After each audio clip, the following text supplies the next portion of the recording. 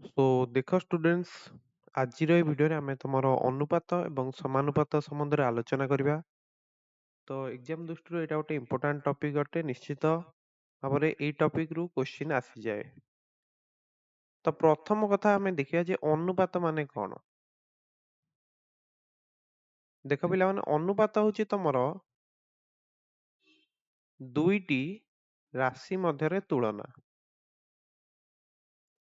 ଏବଂ ସେଇ ଦୁଇଟି ରାଶି ତମର ସମାନ ଧରଣର ହବା ଆବଶ୍ୟକ। ବୁଝିହେଲା? ଦୁଇଟି ସମାନ ଧରଣର ରାଶି ମଧ୍ୟରେ ତୁଳନା। ସମାନ ଧରଣର ରାଶି ମାନେ କ'ଣ?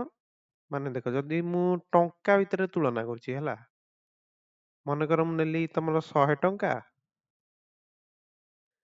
ତାହେଲେ ଦ୍ୱିତୀୟ ରାଶିଟା ମଧ୍ୟ ମୁଁ ସେଇ ଟଙ୍କା ହିଁ ନେବି। ବୁଝି ହଉଛି? 100 ଟଙ୍କା ଅନୁପାତ 500 ଟଙ୍କା। ବୁଝି ହଉଛି? ଉଭୟକୁ 100ରେ କାଟିଲେ କେତେ ହଉଛି? 1 ଅନୁପାତ 5।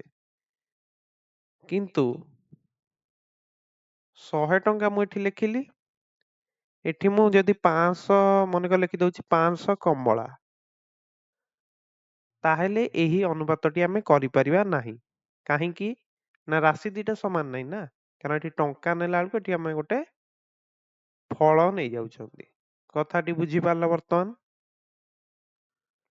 ନେକ୍ସଟ ଦେଖ ପିଲାମାନେ, ଆମେ ଦେଖିବା ତମର ଅନୁପାତର ପ୍ରକାର ଭେଦ କ'ଣ ରହୁଛି। ତ ପ୍ରଥମଟା ତମର ହଉଛି ବର୍ଗାନୁପାତ। ହେଲା, ମନେକର ତମକୁ ଦଉଛି x ଅନୁପାତ y ଦେଇଛି, ହେଲା, ତାହେଲେ x ଅନୁପାତ y ର ବର୍ଗାନୁପାତ କେତେ ହେଇଯିବ ନା x ସ୍କ୍ୱାର ଅନୁପାତ y ସ୍କ୍ୱାର। ବୁଝିପାରିଲ? ମନେକର ତମକୁ ଦେଇଛି ଯେ 2 ଅନୁପାତ 3, ତ ଯଦି ମୁଁ ପଚାରିବି ଯେ 2 ଅନୁପାତ 3 ର ବର୍ଗାନୁପାତ କେତେ ହବ, ତମେ କ'ଣ କରିବ? ଦିଟା ଯାକର ସ୍କ୍ୱାର କରିଦବ। ହେଲା, 2 ର ସ୍କ୍ୱାର ଅନୁପାତ 3 ର ସ୍କ୍ୱାର କେତେ ହେଲା ତମର? 4 ଅନୁପାତ 9। ଉପବର୍ଗାନୁପାତ ହଉଛି ତମର କ'ଣ ନା ବର୍ଗାନୁପାତର ଓଲଟା ରହିବ। ଯଦି ତମକୁ x ସ୍କ୍ୱାର ଅନୁପାତ y ସ୍କ୍ୱାର ଦେଇଛି, ତାହେଲେ ତାର ଉପବର୍ଗାନୁପାତଟା କ'ଣ ହବ? x ଅନୁପାତ y ହେଇଯିବ। ମାନେ ମୁଁ ଯଦି ତମକୁ ପଚାରିବି ଯେ 4 ଅନୁପାତ 9 ର ଉପବର୍ଗାନୁପାତ କେତେ ହବ ବୋଲି, ତମେ ମତେ କହିବ ଯେ ରୁଟ୍ ଓଭରଟା ନେଇଯିବ। ହେଲା, ମାନେ ମୁଁ ଲେଖିପାରିବି ଏଠି √4 ଅନୁପାତ √9। 4 ର ବର୍ଗମୂଳ 2, 9 ର ବର୍ଗମୂଳ 3। ବୁଝିହେଲା କଥା? ବର୍ଗାନୁପାତ ଥିଲେ ସ୍କ୍ୱାର କରିବ, ଉପବର୍ଗାନୁପାତ ପଚାରିଥିଲେ ତାର ବର୍ଗମୂଳ ନବ। ଏତିକି ତ କଥା। ନେକ୍ସଟ, ଘନାନୁପାତ ଯଦି ଦେଇଛି, କ'ଣ କରିବ ନା ତମକୁ ପଚାରିଛି ଯେ x ଅନୁପାତ y ର ଘନାନୁପାତ କେତେ, ତମେ କେବଳ କ୍ୟୁବ କରିଦବ, x କ୍ୟୁ ଅନୁପାତ y କ୍ୟୁ। ବୁଝିହେଲା? ଏବଂ ଯଦି ଉପଘନାନୁପାତ ପଚାରିଛି, ମାନେ x କ୍ୟୁ ଅନୁପାତ y କ୍ୟୁ ର ଉପଘନାନୁପାତ ଯଦି ପଚାରିଛି, କ'ଣ କରିବ ନା x ଅନୁପାତ y। ବୁଝିହେଲା? ତମର ଘନାନୁପାତର ଅପୋଜିଟଟା ହଉଛି ତମର ଉପଘନାନୁପାତ। ବୁଝିହେଲା? ଏଇ ଯୋଉ ଉପବର୍ଗାନୁପାତ କହିଥିଲି, ୟାର ଗୋଟେ ଅଲଗା ନାଁ ବି ରହୁଛି ବର୍ଗାମୂଳାନୁପାତ। ମନେ ରଖିଥିବ, ବର୍ଗାମୂଳାନୁପାତ। ବୁଝି ହଉଛି କି ନାଇଁ? ସେଇଭଳି ଉପଘନାନୁପାତର ଗୋଟେ ଅଲଗା ନାଁ ଅଛି, ସେଇଟା ହଉଛି ତମର କ'ଣ ରହୁଛି ନା ଘନମୂଳାନୁପାତ। ଘନମୂଳରୁ ହେଇଛି ତମର ଘନମୂଳାନୁପାତ। ବୁଝିହେଲା? ଉଦାହରଣ ଯଦି ଦେଖିବା, 27 ଅନୁପାତ 8 ଅଛି। ହେଲା, ସରି, ଏଟା ଘନାନୁପାତ ପଚାରିଛି, ନୁହେଁ କି?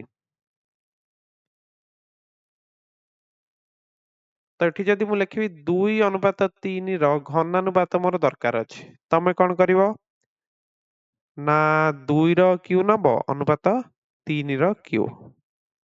2 ର କ୍ୟୁ ହଉଛି 8, 3 ର କ୍ୟୁ ହଉଛି 27। ବୁଝିପାରିଲ? ଓକେ। ସେଇଭଳି ଯଦି ମୁଁ ପଚାରିଦେବି ଯେ 8 ଅନୁପାତ 27 ର ଉପଘନାନୁପାତ କେତେ ହବ, ତମେ କ'ଣ କରିବ ନା 8 ର ଘନମୂଳଟା ନେଇଯିବ। କେତେ ହେଲା? 2। 27 ର ଘନମୂଳ ହଉଛି 3। ବୁଝିପାରିଲ ତ? ଘନମୂଳଟା ଆମେ କେମିତି ଲେଖନ୍ତି ନା 8 ଲେଖିଲି, ରୁଟ୍ ଓଭର ଚିହ୍ନ ଦେଲି, ଏଇଠି ମୁଁ ଲେଖିବି 3, ତାହେଲେ ଏଇଟା ହଉଛି 2। ବୁଝିହେଲା? ନେକ୍ସଟ ତମର ରହୁଛି ପ୍ରତିଲୋମୀ ଅନୁପାତ। ହେଲା, ପ୍ରତିଲୋମୀ ଅନୁପାତ କଣ? ଯଦି ମୁଁ ତମକୁ ପଚାରିଲି ଯେ x ଅନୁପାତ y ର ପ୍ରତିଲୋମୀ ଅନୁପାତ କେତେ ହବ ମତେ କୁହ, ତମେ କଣ କହିବ? ନା y ଅନୁପାତ x। ବୁଝିହେଲା? ମନେକର ମୁଁ ତମକୁ ପଚାରିଲି 2 ଅନୁପାତ 3 ର ପ୍ରତିଲୋମୀ ଅନୁପାତ କେତେ ହବ ମତେ କୁହ, ତମେ କଣ କରିବ? ନା ଓଲଟେଇ ଦବ 3 ଅନୁପାତ 2। କିଛି ଅସୁବିଧା ନାହିଁ।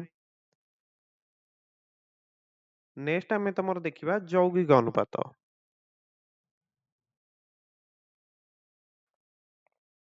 ଦେଖ ତମକୁ ଯଦି ଏମିତି ତିନୋଟି ଅନୁପାତ ଦେଇଛି, ଦେଖ a ଅନୁପାତ b ଅଛି, c ଅନୁପାତ d ଅଛି, e ଅନୁପାତ f ଅଛି। ଏହାର ଯୌଗିକ ଅନୁପାତ ଯଦି ତମକୁ ପଚାରି ଦଉଛି, ତମେ କଣ କରିବ? ନା ତ ଦେଖ ଅନୁପାତରେ ମୁଁ ତମକୁ କହିଥିଲି ତ ପୂର୍ବ ପଦ ଏବଂ ଉତ୍ତର ପଦ ବିଷୟରେ କହିଦେଇଛି। ତ ଯୋଉଟା ତମର ଫାଷ୍ଟ ଥିବ ନା ସେଇଟା ହଉଛି ତମର କଣ? ନା ପୂର୍ବ ପଦ। ସେକେଣ୍ଡଟା ଏଇଟା ଯୋଉ ଲେଖା ହଉଛି ତମର ଉତ୍ତର ପଦ। ହେଲା, ଏଇଟା ମନେ ରଖିଥିବ। ତ ତିନିଟା ଯାକ ଯୋଉ ପୂର୍ବ ପଦ ଅଛି ମାନେ a, c ଏବଂ e, ତିନିଟା ଯାକୁ ଗୁଣିଦବା। ଅନୁପାତ ଉତ୍ତର ପଦ ତିନିଟା ଗୁଣି ଦିଅ b, d, f। ବୁଝିହେଲା? ତ AC ଅନୁପାତ BDF ହଉଛି ତମର ଯୌଗିକ ଅନୁପାତ ଆସିଗଲା। ତ ଏଠି ଗୋଟେ କ୍ୱେଶ୍ଚିନ୍ ଅଛି, ଦେଖ 2 ଅନୁପାତ 3, 4 ଅନୁପାତ 5, 6 ଅନୁପାତ 7, ତିନିଟା ଜାଗାର ଯୌଗିକ ଅନୁପାତ କେତେ ହବ? ତ ତିନିଟା ଜାଗାର ଯୋଉ ପୂର୍ବ ପଦ ଅଛି 2, 4 ଏବଂ 6, ତିନିଟା ଯାକୁ ଗୁଣି ଦିଅ। 2 ଗୁଣନ 4 ଗୁଣନ 6 ଅନୁପାତ ଉତ୍ତର ପଦ କେତେ କେତେ ଅଛି? 3, 5, 7, ତିନିଟା ଜାଗାର ଗୁଣଫଳ ନେଇଯାଅ। 2, 4, 6 କେତେ ହଉଛି? 2 ଚଉକୁ 8, 6 48।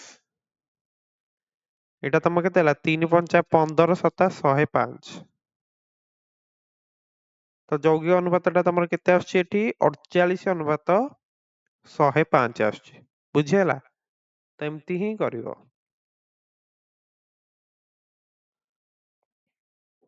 ସୋ ଆଜିର ଭିଡିଓରେ ଆମେ ଯାହା ପଢିଲେ ସବୁ ବୁଝିପାରିଲ ତ? ଅନୁପାତ ବିଷୟରେ ପଢିଲେ। ଅନୁପାତ ହଉଛି କଣ? ତମର ଦୁଇଟି ସମାନ ଦର ରାଶି ମଧ୍ୟରେ ତୁଳନା।